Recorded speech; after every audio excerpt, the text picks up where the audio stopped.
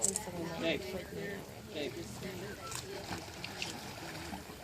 her stuff. Like some other stuff, and it's gonna cost about $6 grand. $6,000-7,000.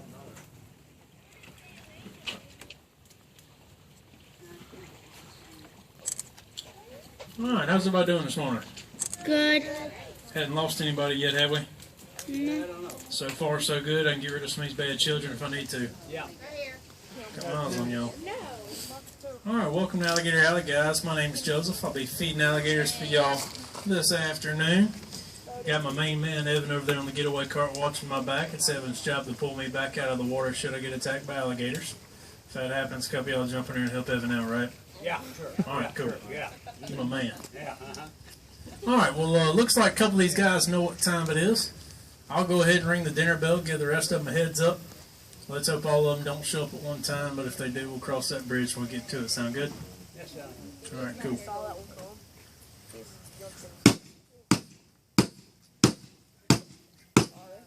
Oh, you got one left. Very high-tech alligator call. Never tried that. That's how I done.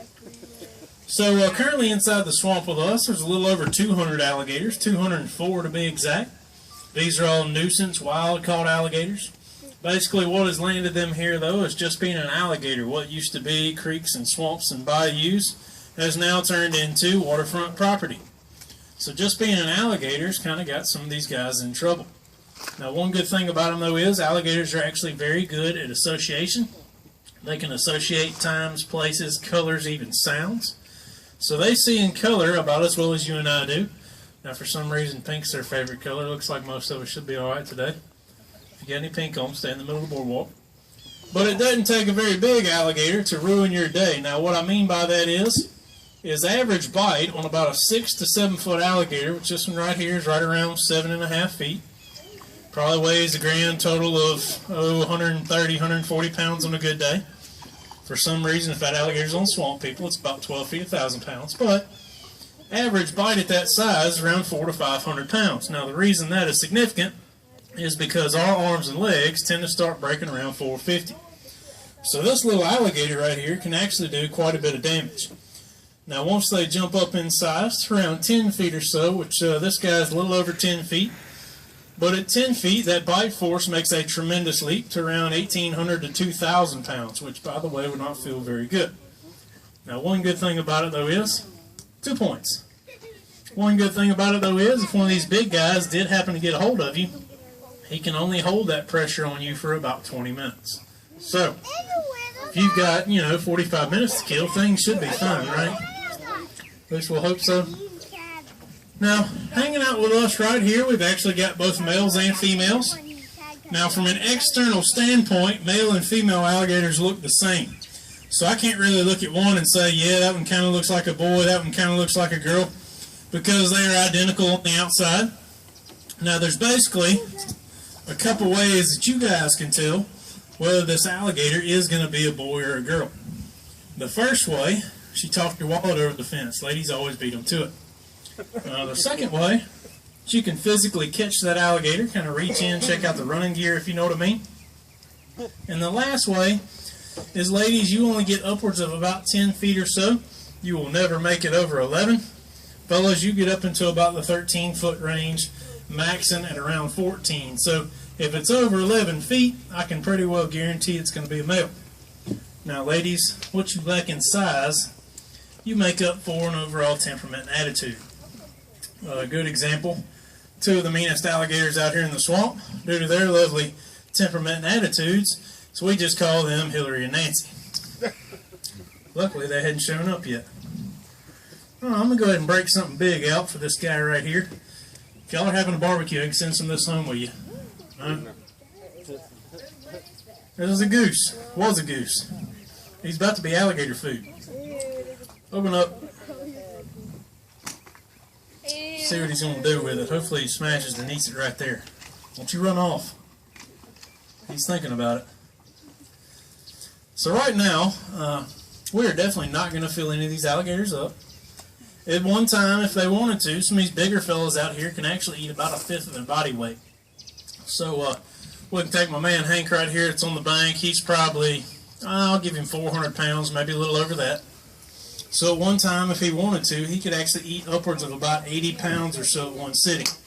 I bet some of those kids would fit right in, wouldn't they? Now, if he ate that much, he's not going to have to eat for quite some time because he physically just wouldn't have to. But if we're at the extreme other end of that, he's having a hard go of things, life is a little tough. As long as that alligator gets about 10% of his overall body weight, or about 40 pounds, he can go upwards of about a year, year and a half with no food whatsoever, still keeping that lovely figure of his. So, kind of shows you how good these guys are at energy conservation. There's Hillary trying to show up. I figured she'd be here at some point. Come on, Hill. So, I don't know if you guys have noticed yet, these alligators aren't taking a whole lot of time to enjoy their food. This is basically because alligators physically cannot chew. They're designed for one specific thing, and that is to grab and hold something. This is why they have that tremendous bite force. That's designed to break bones, puncture hides, shear tendons, basically incapacitate whatever it is they're grabbing a hold of. So everything they will eat will go down in whole or very large pieces. They actually produce enough hydrochloric acid in their stomachs. They can break this stuff down in a relatively short period of time, usually about 5 to 7 days given proper temperature. And they can handle about everything they're going to encounter in the wild. So bones, teeth, feathers, Nikes don't do so well, but that's a long story. Get their shoes off before you toss them in, Mom. He's just going to hang on to that thing, I believe. So what he's doing, he probably doesn't want to get back in the water if he can help it, because he is not the biggest alligator. If the biggest guy comes along and says he wants that goose, he's got to give it up, or he's bound to lose a limb, kind of like this one here. This little girl right here is missing her back foot, if y'all hadn't noticed it yet. Losing a limb to an alligator is not that big of a deal. They actually clot blood very fast, so they're not going to bleed to death. As well as they have antibodies in their blood, makes them highly resistant to infection. So losing a limb is kind of like us stubbing a toe. It'll slow them down a little bit, won't really hurt them in the long run. There's Arnold showing up, little Arnold. Come on, Arnold. Keep coming, big boy. He's like, just give me some food. Open up, Arnold. It's like, oh yeah. All right, I think I see my man Alfred hanging out over there in the corner. If I can get to him, we'll go ahead and give him this other goose I've got. See if he'll smash it for us. If we can coax up. There's Nina. I was hoping Nina wasn't going to get here. Come on, Nina. I might just give this to you. Come on, Nina. Come on. She's thinking about it. You ready? See what Nina does with it. Oh, she's leaving. Probably won't see her for a while. So what's about to transpire is we've got a big cold front pushing down. I think for about the next week or so, we're going to have mid-50-degree range for the lows. Internal body temperature, 55 and below. Alligators physically cannot break that food down. So if it stays that cold, they will most likely slow down as far as their eating habits go. Here at some point, when it gets really cold and stays cold, they will just stop eating altogether. So they go roughly 3, 4, maybe 5 months without food, which is really nothing to an alligator. They can go a lot longer. All right, now that we got Nina out of the way, let's see if we can get Alfred up here on the bank, at least close to it. Let me get my man Arnold out of the way. Arnold, I don't need you sneaking up on me. Go ahead. Like I say, even an Arnold size here, he would deliver quite a nasty bite. Oh, there's Shifty. Come on, Shifty. I bet you'll get up here. Come on, big boy.